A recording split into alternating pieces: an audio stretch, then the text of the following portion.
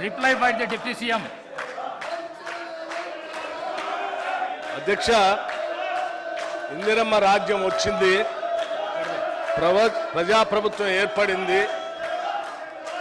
ప్రజాపాలనలో అన్ని వర్గాల ప్రజలకు ఉపయోగపడే విధమైనటువంటి 2,91,159 కోట్లతో ప్రవేశపెట్టినటువంటి బడ్జెట్ పైన ప్రజలంతా హర్షాతిరేకాలు వ్యక్తపరుస్తూ ఉంటే చూసి తట్టుకోలేక 10 సంవత్సరాలు ఈ రాష్ట్రాన్ని సర్వనాశనం చేసినటువంటి టీఆర్ఎస్ పార్టీ నాయకత్వం సభ మర్యాదలు పాటించకుండా, సభా సాంప్రదాయాలు పాటించకుండా, సభలో విలువలు పాటించకుండా ఈ రకంగా వెల్లోకి వచ్చి అల్లరి చేస్తూ, గొడవ చేస్తూ, చప్పట్లు కొడుతూ ఈ సభ మర్యాదను మంటగలుపుతున్నందుకు నిజంగా నేను చాలా చింతిస్తూ ఉన్నాను అధ్యక్ష.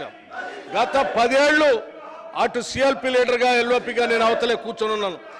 అనేక అవమానాలు చేసిన, అనేక సార్లు మా మైక్ కట్ చేసిన, మా గొంతు కట్ చేసిన, ఏ ఒక్కరోజు కూడా వెల్లోకి వచ్చి ఈ రకంగా మేము ప్రవర్తించలేదు.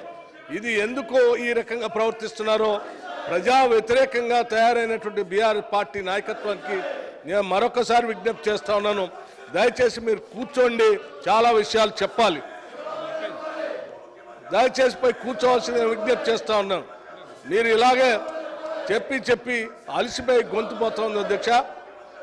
Honourable speaker sir, I beg to move that the bill be passed. The question is that